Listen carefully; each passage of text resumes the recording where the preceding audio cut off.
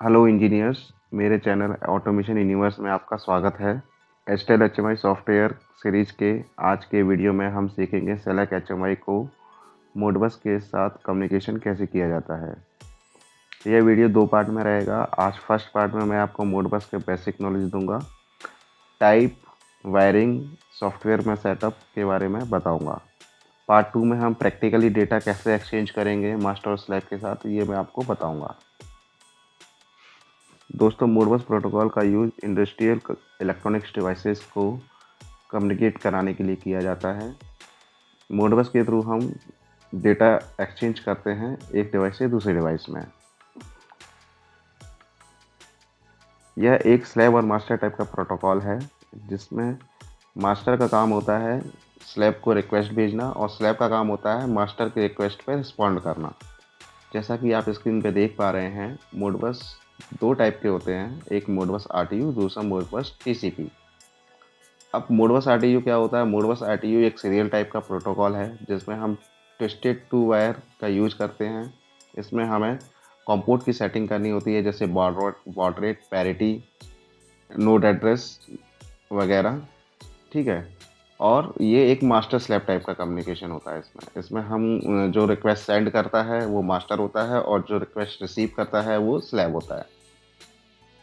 Same चीज़ Modbus TCP communication में हम Ethernet communication का यूज करते हैं। हम लैन केबल के थ्रू हम डिवाइसेस को कनेक्ट करते हैं। इसमें हम आईपी एड्रेस के थ्रू डिवाइस को एक्सेस करते हैं। लैन केबल रहेगा, और ये सर्वर और क्लाइंट टाइप का कम्युनिकेशन होता है। इसमें सर्वर को हम स्लैब मान सकते हैं और क्लाइंट हमारा मास्टर होता है। मतलब क्लाइंट ही सर्वर से डेटा को रिसीव करने के लिए रिक्वेस्ट सेंड करता है, रिक्वेस्ट रिसीव करता है। ठीक है। तो अब हम आगे बढ़ते हैं अपने एचएमआई सॉफ्टवेयर की तरफ। ठीक है। तो ये हमारा एचएमआई का सॉफ्टवेयर है, एस्टेल। इससे आप, अब तो आपको स्क्रीन से याद हो गई होगी इसकी। तो हम ओपन करते हैं एप्लीकेशन।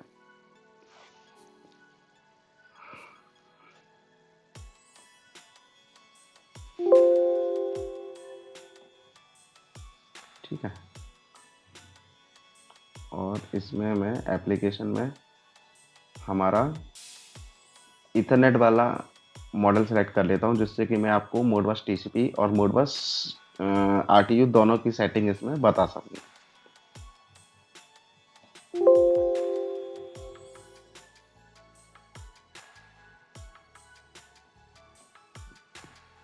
ठीक है। अब कम्युनिकेशन की बात करते हैं हम। तो लिंक 1 पे हम क्लिक करेंगे। लिंक 1 में आप देखिए, ये लिंक आईडी डिप 1 हो गई। लिंक नेम हम यहाँ से कुछ भी चेंज कर सकते हैं। इंटरफेस मोडबस आरटीयू के लिए कॉम्पोर्ट रहेगा, तो मैंने इसमें कॉम्पोनेंट सेलेक्ट कर लिया है। और हमारी वायरिंग यानी फिजिकल लेयर जो रहेगी RS485 की रहेगी, 2 वायर ट्विस्टेड। ओके। अब सर्वर में हमें लिंक सर्वर में हमने मोडबस सेलेक्ट कर लिया है। और चूंकि HMI हमारा वो डिवाइस है जो स्लैब से रिक्वेस्ट करेगा कि मुझे डेटा रीड करना है या राइट करना है, तो हम इसको RTU मास्टर सेलेक्ट करेंगे। अब पैरामीटर सेटिंग्स में मैं जाता हूँ, तो ये कम्युनिकेशन पैरामीटर की सेटिंग्स है। एक बात हमें ध्यान रखनी है कि जहाँ मास्टर में जो हम सेटिंग कर रहे हैं वही सेम सेटिंग हमारा स्लैब में रहेगा। बॉड रेट दोनों की मैच होनी चाहिए, डेटा बिट्स मैच होनी चाहिए, पैरिटी मैच होनी चाहिए, और स्टॉप बिट मैच होना चाहिए। ये दोनों जब तक आइडेंटिकल नहीं होंगे हमारा कम्युनिकेशन नहीं बन सकता। अब अदर सेटिंग में यहाँ पे PLC आईडी जो देख रहे हैं, ये 1 से लेके 255 तक कुछ भी हो सकती है। हम जनरली हमारा जो मोडबस नेटवर्क है उसमें हम 32 डिवाइसेस को मैक्सिमम कनेक्ट कर सकते हैं एक सिंगल नेटवर्क पे। तो ये सीरियल में 0 to 32 तक हम कोई भी नंबर यहाँ पे सिलेक्ट कर सकते हैं, जो कि हमने अपने स्लैब में सेट किया हुआ है। ठीक है। तो बस कम्युनिकेशन पोर्ट में हमें इतनी ही सेटिंग करनी होती है। और अब हम बात करते हैं मोडबस TCP कम्युनिकेशन की का सेटअप कैसे करना है। तो इसके लिए कम्युनिकेशन में हम नया कम्युनिकेशन बनाएंगे। नया कम्युनिकेशन का नाम लिंक टू बाय डिफ़ॉल्ट है, हम इसको चेंज भी कर सकते हैं। इसमें हम इथरनेट TCP कम्युनिकेशन को इंटरफेस को सिलेक्ट करेंगे। क्योंकि हम लोग मोडबस टीसीपी का कॉन्फ़िगरेशन कर रहे हैं। यहाँ पे मैं सर्वर को मोडबस कर लेता हूँ और ये हमारा मोडबस टीसीपी क्लाइंट रहेगा। क्योंकि मैंने पहले बताया था आपको कि मास्टर को हम टीसीपी में एज अ क्लाइंट कॉन्फ़िगर करते हैं और स्लैब को टीसीपी में एज अ सर्वर कॉन्फ़िगर करते हैं। तो यहाँ पे मैंने क्लाइंट सेलेक्ट कर लिया है। अब चूँकि यह टीसीपी कम्युनिकेशन है तो यहाँ पे हमें एक्सेस करने के लिए अपने सर्वर को आईपी एड्रेस डिफाइन करना पड़ेगा और उसके अलावा पोर्ट नंबर जो कि मोडबस टीसीपी के लिए 502 रहता है वो हम यहाँ पे डाल देंगे। बस दोस्तों इतना ही करना है हमें इसके लिए। अब उसके एड्रेस कैसे एक्सेस करने हैं, तो एड्रेस एक्सेस करने के लिए हमें सबसे पहले मोडबस फंक्शंस के बारे में समझना पड़ेगा। तो ये इसकी देखिए आप, तो मोडबस में बेसिकली हमारे पास मोडबस फंक्शन के कोड हैं 01 रीड कॉइल्स, मतलब मेमोरी बिट्स को हमें यदि रीड करना है तो रीड कॉइल्स का यूज होगा जिसका एड्रेस हमारा 0 से स्टार्ट होता है। 02 हमारा रीड डिस्क्रीट इनपुट है, यदि डिवाइस में कुछ इनबिल्ट फिजिकल इनपुट हैं डिजिटल टाइप के तो हम 01 एड्रेस के साथ उसको एक्सेस कर सकते हैं। इसी तरह होल्डिंग रजिस्टर को हम 4x एड्रेस के साथ रीड करेंगे जिसका फंक्शन कोड 3 है, और 04 रीड इनपुट रजिस्टर 3x के एड्रेस के साथ हम इसको रीड कर सकते हैं। यदि हमें राइट करना है तो फंक्शन कोड 05x यूज होगा, उसका एड्रेस हमारा 0x से स्टार्ट होता है।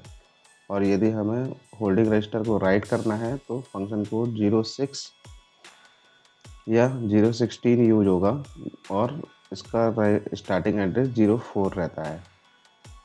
ठीक है। अब डिस्क्रीट इनपुट और इनपुट रजिस्टर को हम केवल रीड कर सकते हैं, राइट नहीं कर सकते। तो ये मोडबस फंक्शंस हैं। और इसके बारे में आप और जानकारी मोडबस के मैनुअल से ले सकते हैं। अब हम एक न्यूमेरिकल डिस्प्ले में बना देता हूँ। यहाँ पे न्यूमेरिकल डिस्प्ले में टैग कैसे डिफाइन करना है, तो ये मैं लिंक 1 सेलेक्ट करूँगा और ये देखिए यहाँ पे एड्रेस हमारा 3x 4x आ गया है। 3x हमारा डिस्क्रीट इनपुट के लिए और 4x हमारा होल्डिंग रजिस्टर के लिए। और ये डबल जो दिख रहा है, यदि मुझे फ्लोट वैल्यू यूज करनी है, रीड करना है या राइट करना है, तो मैं 3x डबल को यूज करूँगा। क्योंकि मोडबस में हमारे जो भी एड्रेसिंग होती है वो वर्ड वाइज रहता है, एक वर्ड में डेटा रहता है, और चूँकि फ्लोट टाइप का डेटा टाइप 2 वर्ड से मिलकर बना होता है, इसलिए यहाँ पे हम डबल का यूज करेंगे 32 बिट। 16 बिट डेटा यदि रीड करना है तो हमको ये 4x या 3x यूज करना है। मैं 4x कर लेता हूँ। और ये जो एड्रेस है, ये एड्रेस आपका जो भी मास्टर या स्लेव डिवाइस जो भी रहेगा उसके मैनुअल में आपको रजिस्टर का मैप मिल जाएगा कि किस रजिस्टर के एड्रेस पे हमें क्या पैरामीटर रीड कर सकते हैं। तो ये हर एक डिवाइस का यूनिक एड्रेस रहता है जो आपको डिवाइस के मैनुअल के साथ ही मिल जाएगा। अब यदि मुझे बिट टाइप का वो लेना है तो मैं एक बटन ले लेता हूँ बिट, और यहाँ पे देखिए आप लिंक टू कर लेते हैं इथरनेट, और यहाँ पे देखिए 0 1 3x बिट 4x बिट। अब 0 तो हमारा रीड कॉइल है, 1 हमारा डिस्क्रीट इनपुट है, यदि हमें डेटा केवल रीड करना है तो डिस्क्रीट इनपुट है, और 3x बिट और 4x बिट का मतलब ये है कि वर्ड टाइप के डेटा में 16 बिट डेटा में से मुझे कोई पर्टिकुलर बिट यदि रीड करनी है, कोई पर्टिकुलर बिट एक्सेस करनी है, तो मैं ये 3x बिट के साथ यूज कर लूँगा। अभी फ़िलहाल मैं 0x के साथ एड्रेस लिख देता हूँ। तो ये हमारा सिंपल सा कॉन्फ़िगरेशन होता है मोडबस टीसीपी या मोडबस आरटीयू कम्युनिकेशन कराने के लिए। नेक्स्ट वीडियो में मैं आपको प्रैक्टिकली डेटा कैसे एक्सचेंज करते हैं वो बताऊंगा। आज की वीडियो में इतना ही। उम्मीद है आपने इस वीडियो से कुछ नया ज़रूर सीखा होगा। इस तरह के और वीडियो देखने के लिए मेरे चैनल को सब्सक्राइब करें और नई वीडियो का नोटिफिकेशन सबसे पहले पाने के लिए बेल आइकन को ज़रूर प्रेस करें। मिलते हैं बहुत जल्द एक नई वीडियो के साथ। तब तक स्वस्थ रहें और खुश रहें। Thank you.